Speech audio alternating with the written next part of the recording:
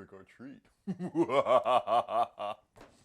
Don't be a sucker and get tricked by credit card companies. In this video, learn how to apply and get approved for credit cards in just 4 easy steps.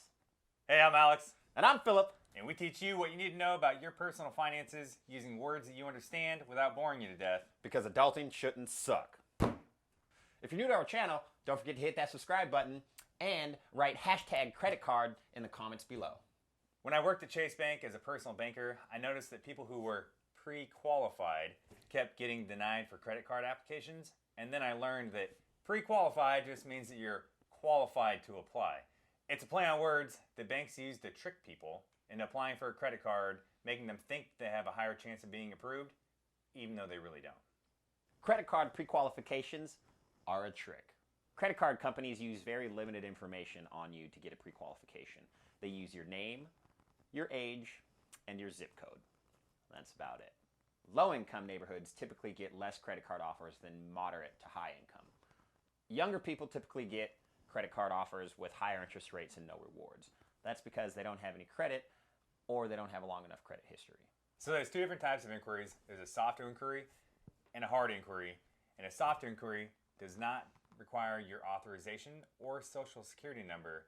And all they do is use limited information like he was saying, age, name, zip codes. Whereas a hard inquiry, you actually have to authorize them to run it, and they use your social security number to pull a full credit report. Just know that these soft inquiries, where these credit cards are pulling your information, it's not going to hurt your credit. A hard inquiry, if you choose to actually apply for the credit card, will go on your credit report, and it's going to stay there for up to 2 years, but you have to authorize it, and it's going to use a social security number. So as a quick recap on that one, soft inquiries do not hurt your credit, but they don't use your social. Hard inquiries will go on your credit report, might hurt it if you get denied for a credit card, and it uses your social security number. So you don't want to apply for every credit card offer that you get because you're going to get bombarded in the mail with all these different offers or every store you go into.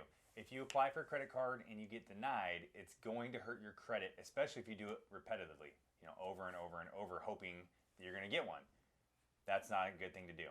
So if you're too tempted by all these credit card offers you keep getting in the mail, you can go to optoutprescreen.com and either remove yourself for 5 years from the mailing list or permanently. Now that we've covered that information, let's get into the 4 steps that it's going to take you to apply for a credit card that you'll get approved for. Step number 1, knowing your credit score. The easiest way to do that is to check out creditkarma.com. It's an app that you can download on your phone, or there's a website that you can go to on your computer. And they'll even update you weekly by email. Yeah. You can also go to freeannualcreditreport.com. That's going to show you your credit history and your credit report, and it'll let you know what your credit score is if you pay for it. Lastly, you can go to myfico.com. That's going to be the most extensive report and the most accurate, but you have to pay for it. Step number 2, go to a website where you can compare credit cards, something like wallethub.com, and check out the different cards they offer for new or bad credit, because you want to apply for something that you can actually get.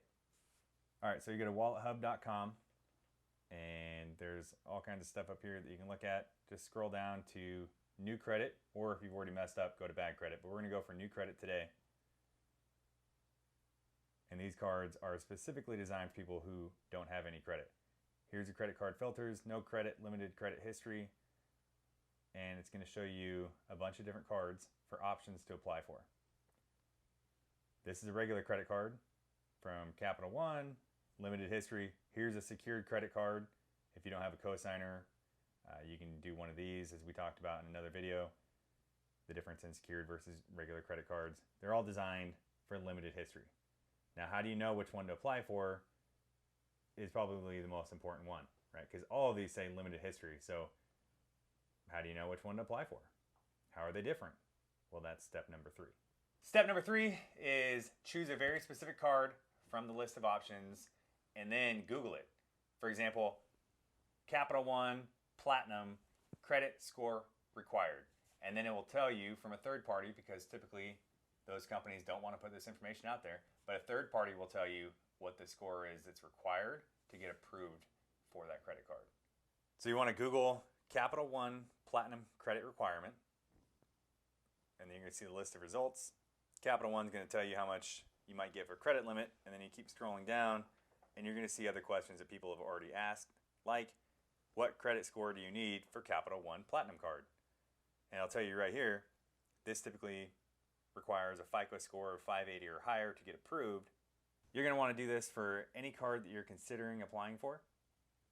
Back when I was a banker at Chase, they wanted us to always push the Chase Freedom card on people to apply for as a new credit card to get, but I wouldn't do it because when I Googled Chase Freedom credit requirement, I knew that it took at least a 680 or higher to get approved for a credit card, maybe as low as a 650, but if you're starting out, you're not near that level. You're at like a 600. So I knew that people would get denied for it, so I wouldn't do it.